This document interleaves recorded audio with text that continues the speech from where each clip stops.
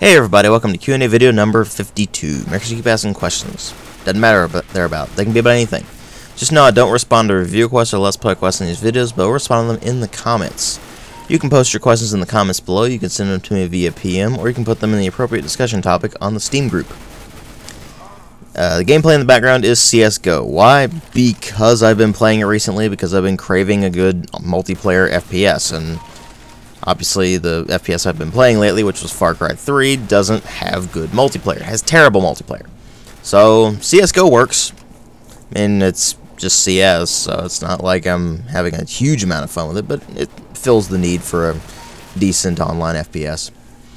Anyway, let's go ahead and start with a question from Dan98Y. Do you believe that people's actions can be excused because of the time they lived in? No. That's a pretty simple answer to the question, I know, but there's really no excuse for it.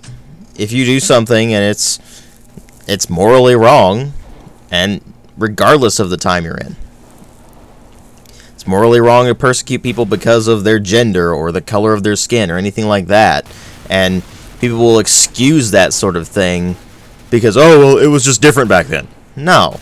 Sure, it was different back then, but you don't excuse someone's actions because it was a different time. Next one is from DarkExes Assassin. What would Elder Scrolls 6 and Fallout 4 have to do to be able to be good in your eyes? Well, for one, they'd have to not be developed by Bethesda, because Bethesda has proven to me that they do not care. Suffice to say, Elder Scrolls is pretty much too far gone to save itself. And it's a shame, really, but it's too far gone.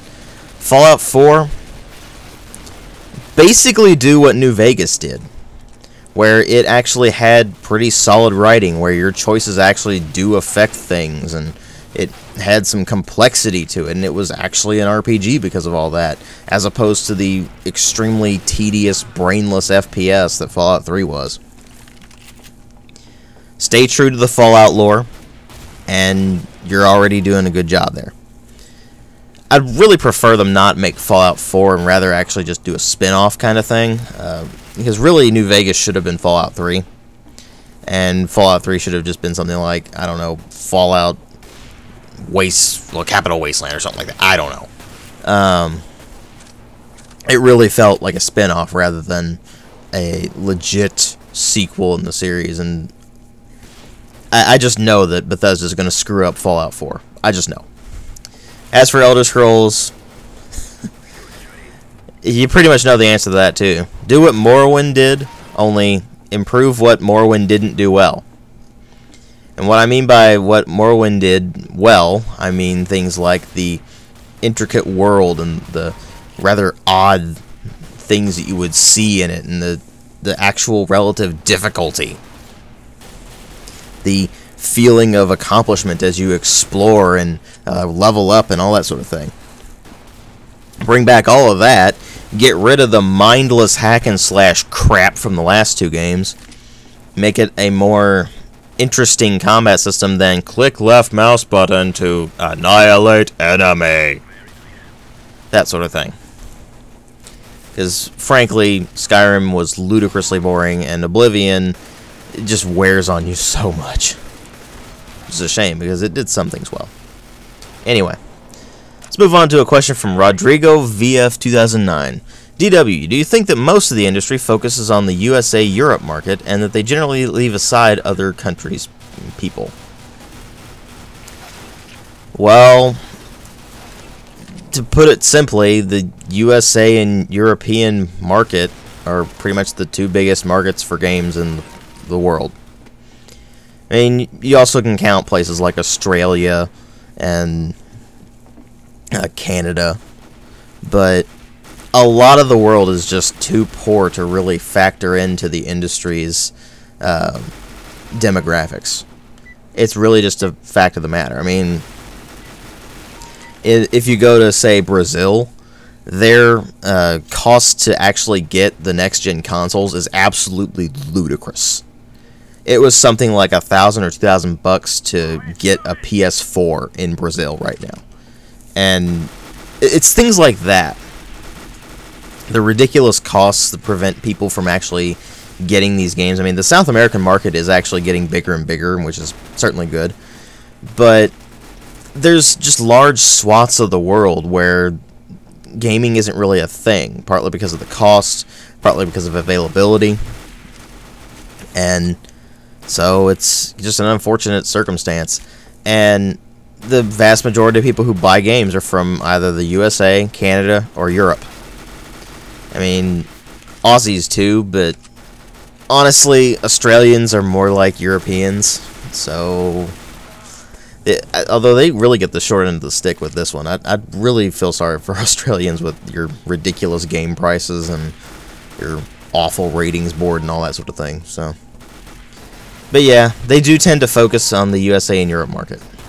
Unless you're a Japanese developer, in which case you focus almost exclusively on the Japanese demographic, which ironically is abandoning that. So, anyway, let's move on to a question from Ragnarok. What is your thought on Age of Empires 2 suddenly getting another expansion for its HD remake? Do you think this is nothing short of desperate, or do you see it as a welcome addition? I see it as a welcome addition.